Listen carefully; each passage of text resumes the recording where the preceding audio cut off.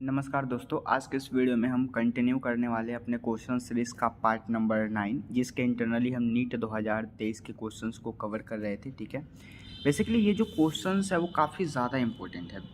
आप जितने भी क्वेश्चंस यहाँ से करते हैं वो काफ़ी ज़्यादा कंसेप्चुअल होता है और काफ़ी ज़्यादा इंपॉर्टेंट होता है आपके exam of point of view से। ठीक है, तो आज के इस वीडियो में हम डिस्कस करने वाले हैं 180 से लेकर के 190 तक के सारे क्वेश्चंस को। ठीक है, जो कि नीट 2023 का क्वेश्चंस पेपर यहाँ पे आपको दिख रहा होगा। ठीक है, सो स्टार्ट करते हैं हम अपने क्वेश्चन सीरीज को। यहाँ पे ये जो फर्स्ट क्वेश्चंस कहा जा रहा है, given below the two statement reason, यहाँ पे असर्शन और रीजन का क्वेश्चन है।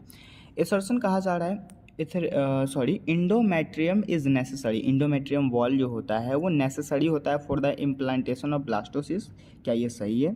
तो हाँ, ये बिल्कुल ही सही ऑप्शन है। ठीक है, क्योंकि एंडोमेट्रियम वॉल के बिना वहाँ पे इम्प्लांटेशंस का प्रोसेस नहीं हो सकता। ठीक है, उसके बाद रीज़न कहा जा रहा है in the absence of fertilisations the corpus luteum degenerate and the cause of disintegrations of the endometrium. ठीक है, अब यहाँ पे बताया जा रहा है कि एब्सेंट होता है फर्टिलाइजेशंस प्रोसेस के टाइम में, और द कार्पस ल्यूटियम डीजेनरेट, और कार्पस ल्यूटियम वहाँ पे डीजेनरेट हो जाते हैं that cause of the distinctions of the endometrium, जो कि इंडोमेट्रियम के डिसइंटीग्रेशंस के कॉज बनता है। तो क्या ये सही ऑप्शन है?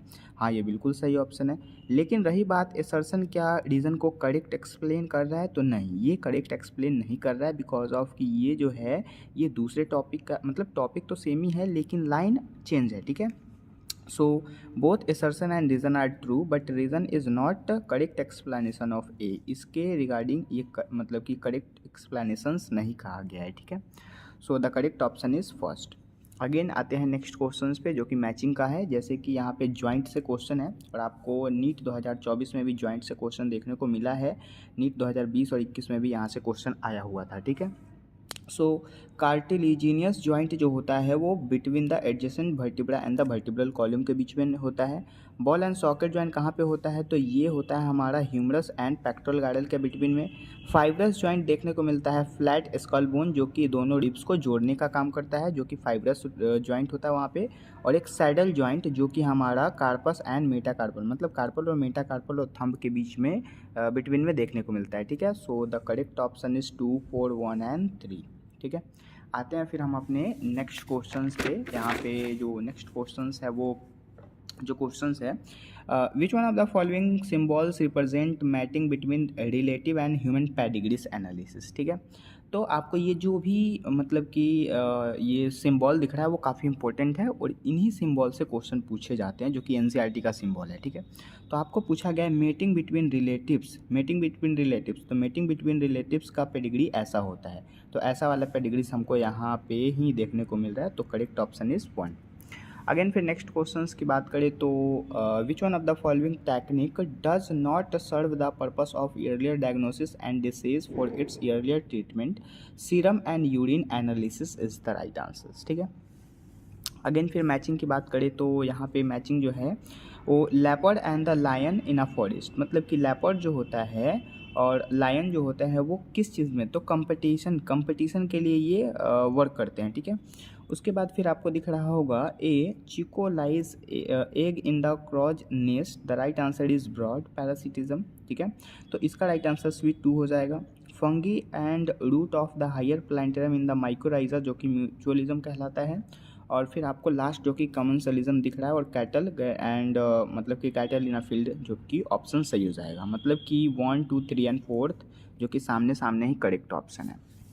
अगेन फिर नेक्स्ट क्वेश्चन हम यहाँ पे देखेंगे, जो कि स्टेटमेंट बेस्ड क्वेश्चन है। स्टेटमेंट फर्स्ट कहा जा रहा है during G not phase of cell cycle the cell metabolically inactive, तो गलत ऑप्शन है। यहाँ पे एक्टिव होना चाहिए था, बिल्कुल ही एक्टिव होता है G not phase. G not phase जो होता है वो इनएक्टिव स्टेज में नहीं हो सकता, बिकॉज ऑफ यहाँ पे कहा जा रहा है कि during G not phase the cell cycle and metabolically active होता है वो। ठीक है, इनएक्टिव नहीं होता, इसलिए ये ऑप्शन गलत हो गया। अगेन दूसरा स्टेटमेंट है this centrosome undergoes duplication during the S phase, बिल्कुल सही बात है। मतलब first statement is incorrect, second statement is correct. Again फिर मैचिंग का ही क्वेश्चन है, logistic growth, exponential growth, expanding and pyramid और स्टेबल।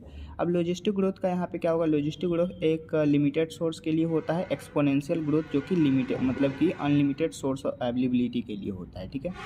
उसके बाद स्पेंडिंग आपको दिख रहा होगा, तो स्पेंडिंग को हम किस चीज़ से मैचिंग कर सकते हैं, तो ये जो एक्सपेंडिंग ऑफ द पैरामिड जो है इसको हम मिला सकते हैं यहाँ पे फोर्थ 3 ऑप्शन से, ठीक है, जो कि यहाँ पे बताया जा रहा है the percentile individual of the pre reproductive age of the मतलब कि largest that is, and stable age pyramid जो होता है वो the percentage individual of pre reproductive and reproductive of the group of the same, ठीक है। तो 2 3 4 3 sorry 2 1 3 and 4 is the correct option, ठीक है। अगेन आते हैं फिर नेक्स्ट क्वेश्चंस पे।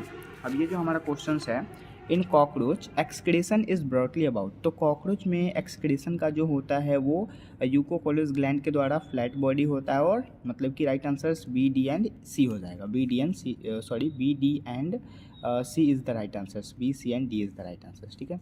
Again select the correct statement, तो tetrad formation is seen during the leptotene, क्या लैप्टोटीन में टेट्राड फॉर्मेशन सीन देखने को मिलता है, नहीं, ये पैकेटीन में देखने को मिलता है, ठीक है। करेक्ट ऑप्शन हमें चूज़ करना है। फिर दूसरा ऑप्शन है यहाँ पे during anaphase the centromeres split and chromosome separate, बिल्कुल सही बात है। अगेन फिर नेक्स्ट यहाँ पे है न्यूक्लियोलस, ठीक है, मतलब कि terminalization take place during the pachytene, बिल्कुल गलत ऑप्शन है, टर्मिनलाइजेशन डैप्लोटीन में होता है, तो गलत हो गया। Again nucleosome complex ER refer for the telophase, बिल्कुल सही है, and crossing over take place in the homologous chromosome, तो ये भी ऑप्शंस यहाँ पे गलत बताया जा रहा है, क्योंकि आपको दिख रहा होगा sister chromatid of the homologous chromosome जो कि क्रॉसिंग ओवर मतलब पैकेटिन में होता है क्या, ये गलत ऑप्शन है। रिकम्बिनेशन मतलब कि यहाँ पे रिकम्बिनेशन सही होगा, है ना। तो करेक्ट ऑप्शन यहाँ पे हो जाएगा आपका B and D is the correct option. Again फिर नेक्स्ट एंड लास्ट क्वेश्चन इस क्वेश्चन सीरीज का, which one of the following is not under the control of thyroid hormone, तो थायराइड हार्मोन किस इनमें से कौन से कंट्रोल नहीं करते हैं, तो थायराइड हार्मोन जो होता है वो क्या maintenance of the water and electrolytic balance करता है, तो ये बिल्कुल ही मतलब कि सही है, ठीक है। दूसरा है regeneration of basal metabolically rate, बिल्कुल सही है। Normal reason and sleep sickness cycle, नहीं, गलत ऑप्शन हो गया, ठीक है। उसका डेवलपमेंट ऑफ इम्यून सिस्टम, ये भी गलत है। Support the process of RBC formation, this is correct option, मतलब C and D is the correct option, जो कि इनकरेक्ट पूछा गया था। तो आई थिंक सारा का सारा क्वेश्चन हमने कवर कर लिया, और ये जितने भी क्वेश्चन कराए गए वो काफ़ी ज़्यादा इंपॉर्टेंट थे, कंसेप्चुअल थे, तो इन सारे क्वेश्चंस को आप सही से बनाए होंगे, एंड जो आपको समझ में नहीं आया हो आप कमेंट कर सकते हैं। एंड बेसिकली इसके पहले के जितने भी वीडियो हैं, अगर वो वीडियो आपने नहीं देखा है तो आप इस चैनल के प्लेलिस्ट में जाकर उन सारे वीडियोस को देख सकते हैं, ठीक है। काफ़ी ज़्यादा कंसेप्चुअली और इम्पोर्टेंट है। तो मिलते हैं अगले वीडियोज़ में, तब तक के लिए थैंक यू।